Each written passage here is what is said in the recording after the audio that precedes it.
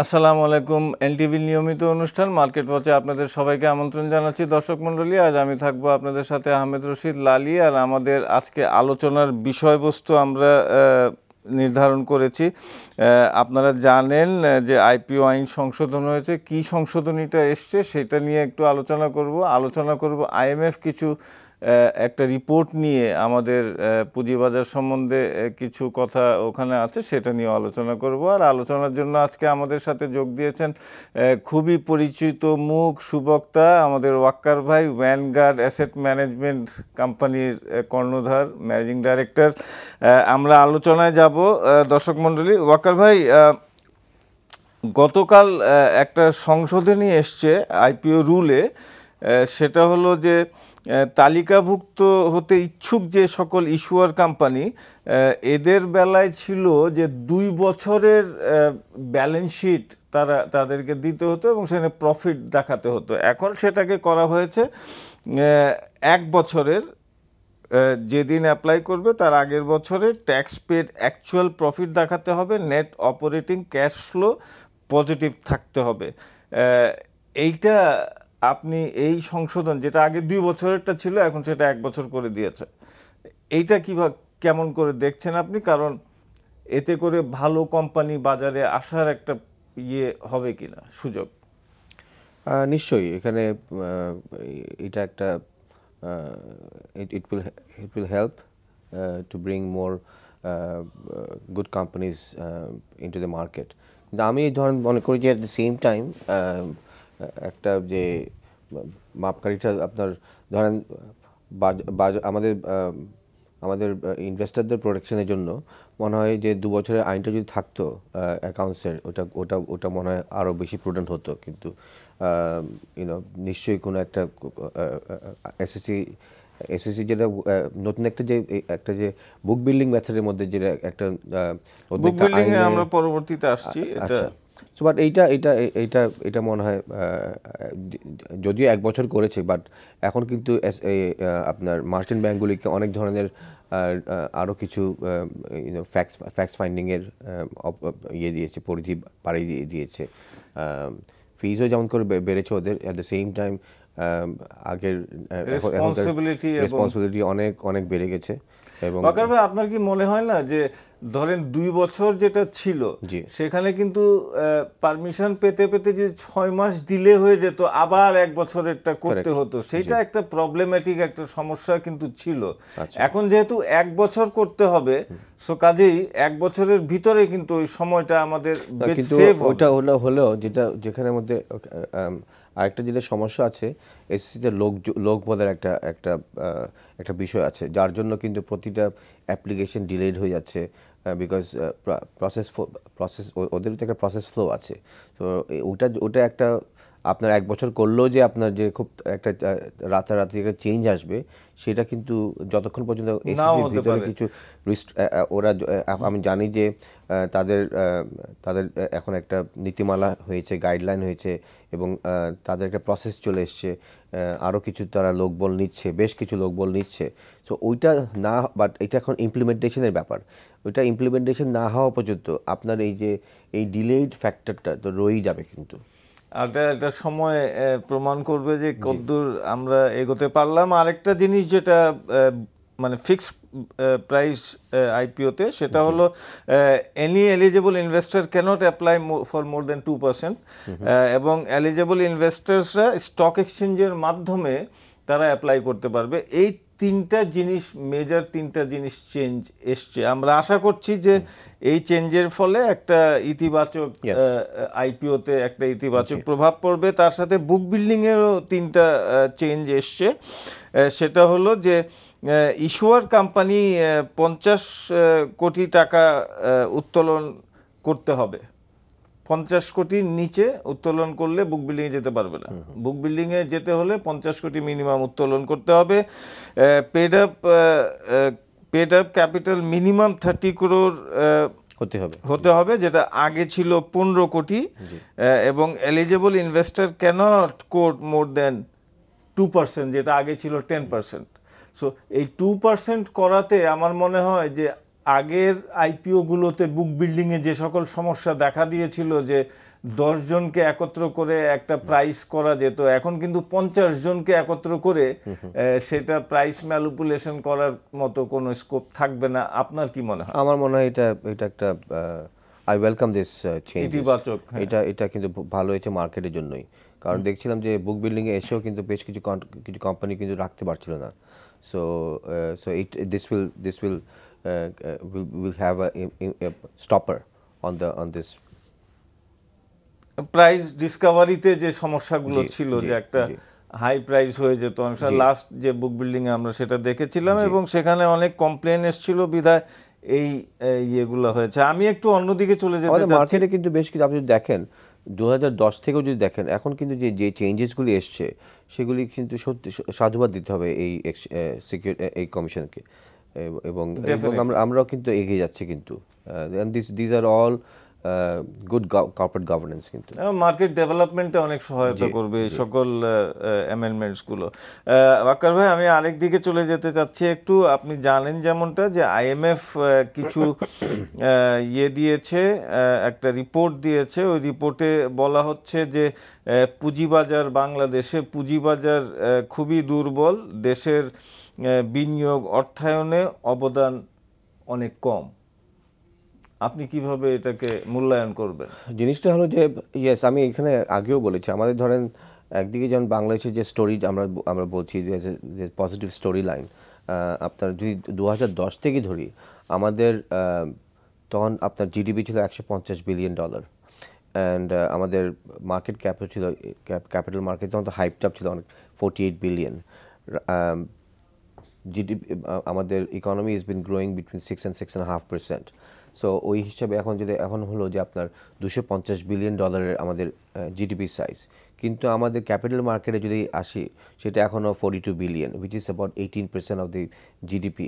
আর সবচেয়ে বড় একটা জিনিস হলো যে আমাদের এখানে equity is only 2 billion. So this is a big factor in this market. আর আরও একটা জিনিস হলো যে সেম যেখানে হলো যে আপনার আমাদের এখানে ডেট মার্কেট নাই, একদম নাই। সো আমরা বলছি ডেরিভেটিভ কথা বলছি। আমি পার্সোনালি মনে করি we are not ready for derivative.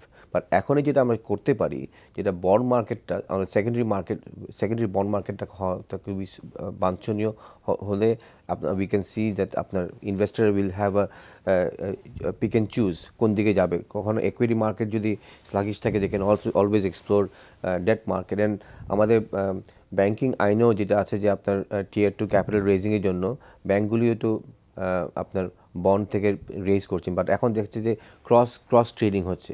So এই সেকেন্ডারি মার্কেটটা আসতে হবে কি, ধরেন ইনভেস্টরদের একটা আলাদা পরিধি থাকবে, যারা ইস্যুয়ার তাদেরও আরেকটা এরেনা থাকবে মার্কেটে তোলার। আর সবচেয়ে বড় হলো যেখানে ফরেন ইনভেস্টরদের তাদের একটা জায়গা পাবে।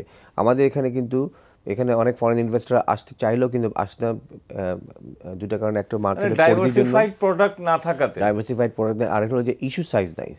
তারা তো আপনি যদি ফ্রন্টিয়ার ফান্ড বলেন, পিই বলেন বা ভিসি বলেন, তারা এখানে আসতে গেলে তারা চাবে যে একটা সাইজেবল ইকুইটি সাইজ, সেখানে কয়টা আছে।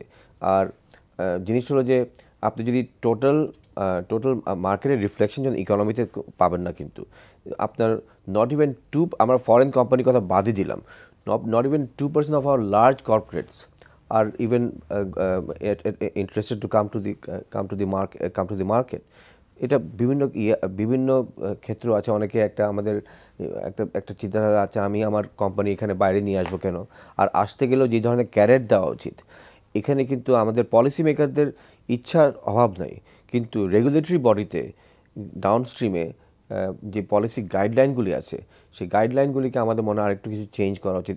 আমরা যদি লোকাল ভালো কোম্পানিগুলিকে আনতে চাই, তাদেরকে আনার জন্য মার্কেটে আরও কিছু ক্যারেট দিতে হবে, ট্যাক্সের কিছু আরও কিছু। আমি মনে করি কিন্তু ইতিমধ্যে 10% আছে ডিফারেন্স, কিন্তু আমরা বলেছিলাম যে এটাকে 15% করার জন্য। এক্স্যাক্টলি, এই বাজেটে কিন্তু সেটা হলো না। হ্যাভ টু বি ক্যারেট, কিন্তু থাকতেই হবে কিন্তু।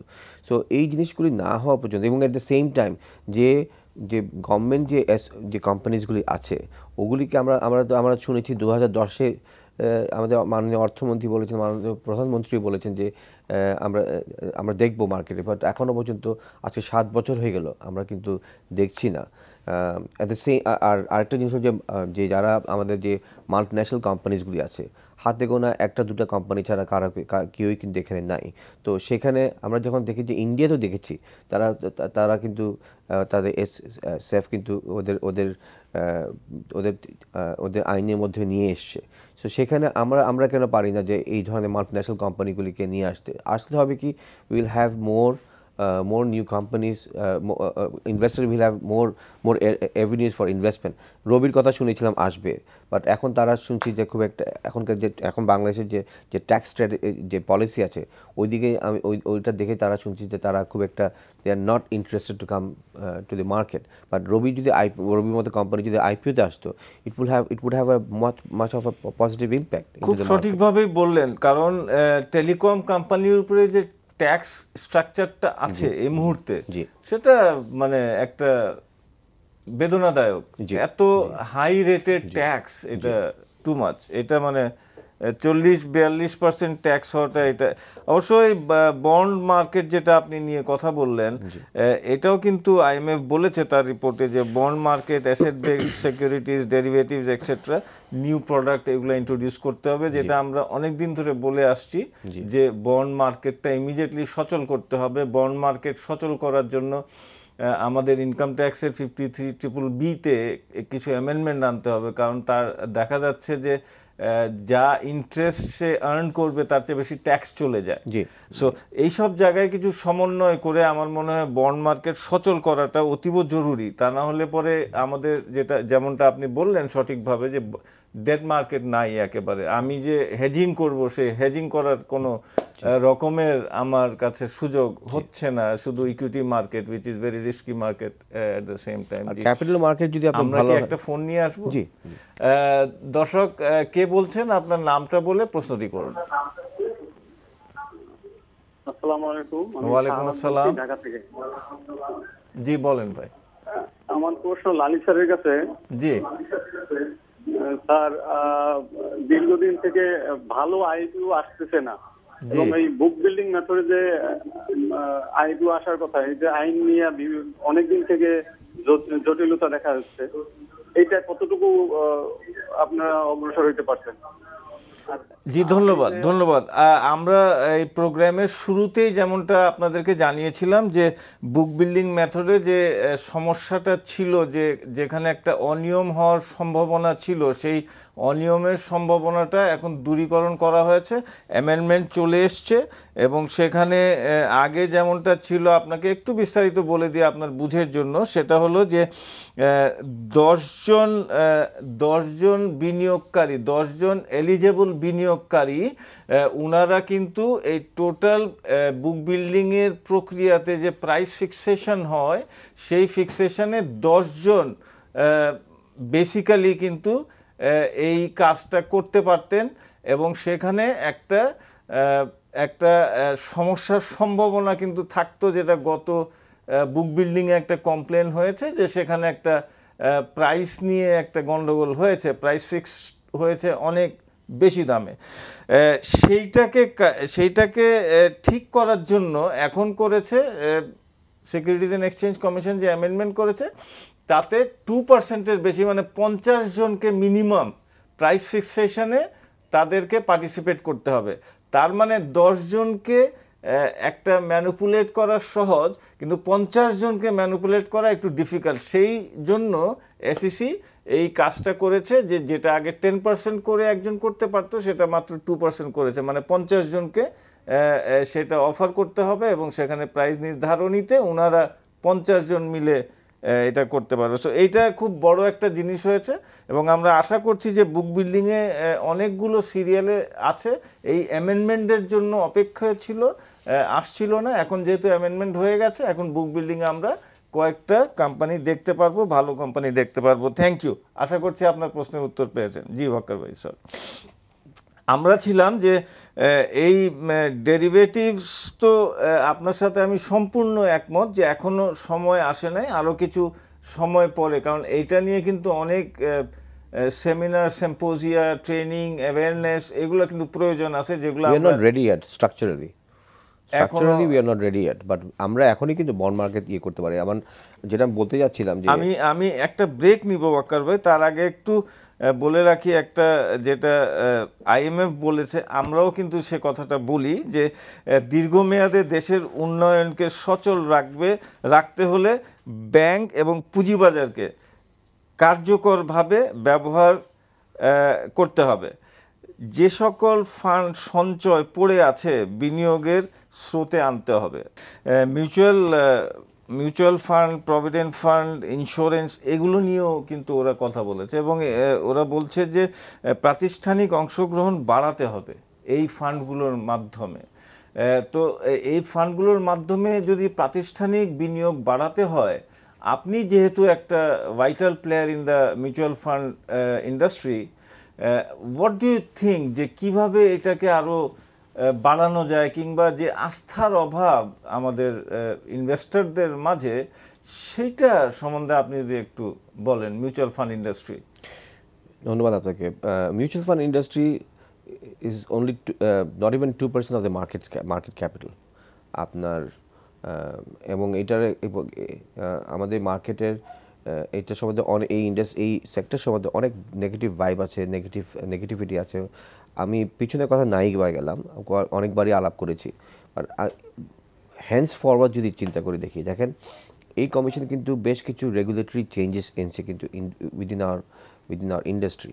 আমাদের 40 থেকে 42টা রিপোর্টিং করতে হয় to the regulator every week. 40 থেকে 42টা? হ্যাঁ, এসএসসিতে প্রতি সপ্তাহে। তাহলে সপ্তাহে তো সারা সময় আপনারা রিপোর্টই বানাতে থাকেন। I personally welcome it, okay? Because আমরা পাবলিক ফান্ড নিয়ে কাজ করি, ইটস নট আওয়ার নিজস্ব ফান্ড। সো এটা রিপোর্টিংটা থাকাটা খুব বাঞ্ছনীয়। I welcome it. At the same time, not only to the Securities Exchange Commission, but also the Dhaka Stock Exchange and Chittagong Stock Exchange. তারপরে আমাদের একটা উইকলি NAV ডিক্লেয়ার করতে হয় on a regular basis। সবাই দিচ্ছে কিন্তু, হ্যাঁ। আপনি যদি আমাদের ডিক্লারেশন বলেন, একটা 3 মান্থলি ডিক্লারেশন আছে, যেখানে প্রত্যেকটা অ্যাসেট ম্যানেজারে ফান্ডে আপনার listed and non listed securities যা দেওয়া আমরা ইনভেস্ট করি, পুরাটাই কিন্তু আমাদের এখানে দেখাতে হয় কিন্তু। এবং আপনি যদি আমাদের ভ্যানগার্ডের ফান্ড আমাদের লাস্ট লিস্টিং দেখেন, এসএসসিতে বলে যে আপনার number of share, cost price এবং মার্কেট প্রাইস। আপনি anybody is welcome to see our website. আমরা লাস্টে ডিক্লারেশন দিয়েছি, সেখানে আমরা দিয়েছি পুরো নাম্বার অফ শেয়ার দিয়েছি, আপনার ভাগ করে বের করতে হবে না কিন্তু, এবং কবে কিনেছি, এখন প্রাইস কত, পুরোপুরি ডিটেল। এবং আমার ইভেন নন লিস্টেডে কততে আমার কি ইনভেস্টমেন্ট আছে, কি কোথায় কিনেছি, প্রত্যেকটা ইনভেস্টর কিন্তু জানবেন কিন্তু। এখন আপনার প্রতিটা ফান্ড কম বেশি প্রতিটা ফান্ড ম্যানেজারই কিন্তু তারা কিন্তু ডিভিডেন্ড ডিক্লেয়ার করছে। This a steady dividend. আপনি যদি দেখেন গত 2-3 বছরে দেখেন, higher than the any money market rate, I can challenge it, okay. তো সেখানে কেন এই ফান্ড এখন এই অবস্থা, ইন্ডাস্ট্রিটা এই অবস্থা থাকবে, আমি আসলে বোধগম্য বুঝি না। দুনিয়ার সবখানে 20-25% NAV থেকে ডিসকাউন্টেড ট্রেড হয় কিন্তু, আই আন্ডারস্ট্যান্ড দিস। কিন্তু আমরা যদি দেখি যে ব্যাংক শেয়ার আমরা যদি শেয়ারে যদি দেখি, ব্যাংকিং সেক্টরে বা NBFI সেক্টরে মধ্যেখানে আপনার অনেক ইন্টারেস্ট আসলে ব্যাংক অ্যান্ড NBFI এর উপর। কেন? এটা কস্ট প্রাইস পার ভ্যালু থেকে অনেক একটু উপরে ট্রেড হচ্ছে, বা পারের নিচেও ট্রেড হচ্ছে, আমি নামেও গেলাম না। এবং এখানে আমরা কেন আমরা এই অ্যাডভান্টেজগুলি নিব না? তো আমি বুঝি না কেন ওইটা যদি ব্যাংক অ্যান্ড NBFIতে যদি আমরা আপনার ইনভেস্টররা যদি চিন্তা করে ইনভেস্ট করে ওইটা একটা ওয়ান অফ দ্য রেশনাল থাকে, কেন আমাদের মিউচুয়াল ফান্ড সেক্টর হবে না? আমি এটার কোনো বোধগম্য পাই না। কিন্তু আমরা নিজেরাও কিন্তু, আমি বলছি আপনাকে, আমরা নিজেরাও কিন্তু 6% of our investment in the mutual fund sector. আমাদের কিন্তু ফান্ডের আমরা কিন্তু we are a bit different. We didn't invest, আমাদের মেজরিটি ফান্ড কিন্তু ব্যাংক অ্যান্ড NBFIতে নেয়, আমাদের আছে কিন্তু, বাট অ্যারাউন্ড 5-6%। আমাদের মেইন ইনভেস্টমেন্টটা হলো যে on the pharmaceutical sector, because we believe that this is the sector that has the growth potential. And then আমরা করেছি আপনার ইনফ্রাস্ট্রাকচারে, ওই ধরনের ইনফ্রাস্ট্রাকচারে ইঞ্জিনিয়ারিং সেক্টরে আমরা করেছি। তারপরে আপনার mutual fund and the banking sector আমরা একই ধরনের একটা অ্যালোকেশন করেছি। কিন্তু আস্থা কেন আসছে না বিনিয়োগকারীদের? এইটা কি এই নেগেটিভ পাবলিসিটি বলেন, আপনার কনফিডেন্সের কোনো এটা আপনার এখানে আপনার আমি এইটার কোনো রেশনাল খুঁজে পাই না। না, কিন্তু ওয়াকার ভাই আমি যদি বলি আমাদের ফান্ডের কথায় আসি, বিডি ফাইন্যান্স ফান্ডটা আমরা বছর দেড়েক আগে এসেছিলাম, 104 কোটি টাকা দিয়ে আমরা শুরু করি জানুয়ারি 17 তারিখ 2016-তে। আমরা মধ্যেখানে সেপ্টেম্বরে আমরা 7.5% ডিভিডেন্ড দিয়ে 7 কোটি 80 লাখ, ওটার ফান্ড সাইজ হয়ে গেছে এখন 121 কোটি টাকা। আপনার 10 টাকার পার ভ্যালু ইয়েতে 11 টাকা 2 পয়সা হলো যে আপনার মার্কেট, আপনার কস্টে এনএভি, এর মার্কেট এনএভি হলো যে 11 টাকা 60 পয়সা। আপনার এইখানে এটাতে আপনার ডিভিডেন্ড দেওয়ার পরেও আপনার এখন এই মুহূর্তে এই fund at least 50 to 16% cash dividend দিতে পারে, বুঝেছেন? রূপালী ফান্ডের আমি 11 টাকা 30 পয়সা অ্যাট কস্ট, 11 টাকা 87 পয়সা at market. Not even a single penny is provision in both of our funds. কিন্তু আমি বুঝে পাই না why BD Finance Fund will trade 8 টাকা 50, 8 টাকা 60 and আপনার রূপালী ব্যাংক মিউচুয়াল ফান্ড কেন এটা 9 টাকায় ট্রেড হবে? আমি আসলে এটা ইজ বিয়ন্ড মি। এন্ড আমি আপনি এই মার্কেটে ওয়ান অফ দ্য স্টলওয়ার্ডস, আমি আপনাকে যে কোয়েশ্চেন করছি why is so? এটার উত্তর যদি আমি সোজাভাবে দেই তাহলে বিগত দিনে মিউচুয়াল ফান্ডের কিন্তু খুব ম্যানেজমেন্টটা খুব খারাপ একটা ম্যানেজমেন্ট হয়েছে। ফান্ড ম্যানেজাররা এইরকম আমি আসছি আপনার পয়েন্টে, এবং সেইটার ধারাবাহিকতায় কিন্তু এই যে আজকে আমরা বলছি যে আস্থার সংকট বিনিয়োগকারীদের জন্য ওই কারণেই হয়েছিল। এবং আমি মনে করি যে আজকে আপনাদের মিউচুয়াল ফান্ড ইন্ডাস্ট্রির যে অবস্থা এবং মিউচুয়াল ফান্ড ইন্ডাস্ট্রিতে যে সকল আমূল পরিবর্তন এসইসি নিয়ে এসছে মিউচুয়াল ফান্ড ইন্ডাস্ট্রির রুলস এটাতে, এখানে কিন্তু আমার মনে হয় যে আমরা সামনের দিনগুলো মিউচুয়াল ফান্ড ইন্ডাস্ট্রিতে অনেক ভালো দেখতে যাচ্ছি। এবং আপনি যদি স্বীকার করবেন নিশ্চয়ই যে মিউচুয়াল ফান্ড গত 1-1.5 বছর আগে যে পজিশনে ছিল আজকে কিন্তু 2017-তে দাঁড়িয়ে কিন্তু সেই পজিশন থেকে পরিবর্তন এসছে। মিউচুয়াল ফান্ড কিন্তু 4 টাকা 5 টাকা 3 টাকাও নেমে গিয়েছিল, সেখান থেকে কিন্তু একটা পরিবর্তন হয়ে আজকে এই পজিশনে এসছে। এবং আমি আশা করছি এবং আমি দৃঢ়ভাবে বিশ্বাস করি যে মিউচুয়াল ফান্ড ইন্ডাস্ট্রি গ্রো করবে। আজকে 2-3%-এ আছে, ইট উইল গো টু 20-25%। এবং মিউচুয়াল ফান্ড ইন্ডাস্ট্রি যত বেশি হবে মিউচুয়াল ফান্ড, তত কিন্তু আমাদের প্রাতিষ্ঠানিক বিনিয়োগটা বাড়বে এবং পুঁজিবাজার আরও এক্সপ্যান্ড হবে। সো কাজে আমি আশা করছি যে মিউচুয়াল ফান্ড ইন্ডাস্ট্রি আজকে যে জায়গায় আছে সে জায়গায় থাকবে না, এটা অনেক গ্রোথ বাকি আছে এবং এটা অনেক এগিয়ে যাবে এবং বিনিয়োগকারীর আস্থা দিনে দিনে ফিরবে, কারণ দে আর ডুইং ভেরি ওয়েল। আমি একটা জিনিস দিয়ে একটু আমি আপনাকে একটা জিনিস পয়েন্ট আউট করে যাচ্ছি, যখন এই আমি আপনার সঙ্গে সম্পূর্ণ একমত। আমাদের we need to change our sentiments, এইটা এখন দরকার আছে। যেমন এই সেক্টরটা কিন্তু আপনার 20% না গেলাম, অ্যাটলিস্ট 15% যাওয়া উচিত। আপনার ইভেন আমরা ডেট মার্কেটও যদি বন্ডের কথা বলি, এই দুইটা প্রোডাক্ট দিয়ে কিন্তু গভর্নমেন্ট যে বলছে যে আপনার 2030-এর মধ্যে আপনার আমরা 2021-এর মধ্যে আমরা যেতে চাই মধ্যম আয়ের দেশে, 2030-এর মধ্যে আমরা 28তম ইকোনমি অফ দ্য ওয়ার্ল্ড হব। তো সেখানে যে এটার জন্য দরকার হলো যে ইনফ্রাস্ট্রাকচার ডেভেলপমেন্ট, কানেক্টিভিটি। এই যে গভর্নমেন্ট সেক্টরে যে বড় বড় যে প্রজেক্ট আসতে যাচ্ছে, আমরা বাইরের দিকে না তাকিয়ে আমরা কিন্তু মার্কেট থেকে কিন্তু আমরা লোকাল এখান থেকে কিন্তু পয়সা তুলতে পারি। অ্যান্ড এই ক্ষেত্রগুলি হবে কিন্তু একটা বন্ড মার্কেট আর একটা মিউচুয়াল ফান্ড সেক্টরে। তো সেখানে কিন্তু এটা একটা সময়ের দাবি কিন্তু। এবং আমি এসএসসিকে একটা হাম্বল একটা সাজেশন থাকবে যে মিউচুয়াল ফান্ড আমাদের আরেকটা যদি রেগুলেশন নিয়ে আসা যায় যে certain percent of our fund should be also invested by the corporate bodies, bank NBFI, as well as the insurance companies. Thank you. আমরা দর্শক মণ্ডলী আজকে যে আলোচনা করেছি সেই আলোচনার মেইন পয়েন্টসগুলো আগামীকাল দৈনিক শেয়ার বিজে আপনারা দেখতে পারবেন। আজকে আমরা আলোচনা করেছি কিছু যে অ্যামেন্ডমেন্টসগুলো এসছে সেগুলো নিয়ে আইপিওতে, সেগুলো আপনাদেরকে জানালাম। আজকে মিউচুয়াল ফান্ড সম্বন্ধে ওয়াকার ভাই খুব সুন্দর করে ওনার বক্তব্য দিলেন এবং আমরা আশা করছি যে মিউচুয়াল ফান্ড ইন্ডাস্ট্রি এখান থেকে অনেক গ্রো করবে এবং আমরা দেখতে চাই যে এই মিউচুয়াল ফান্ড ইন্ডাস্ট্রি যেটা আজকে মাত্র 2% অফ দ্য ক্যাপিটালাইজেশনে আছে সেটা 20%, 25% পর্যন্ত যাক, নতুন নতুন মিউচুয়াল ফান্ড আসুক। দর্শক মণ্ডলী আজকে এখানেই শেষ করছি, আগামীকাল আবারও আপনাদের সাথে দেখা হবে, ততক্ষণ দেখতে থাকেন এনটিভি। আসসালামু আলাইকুম।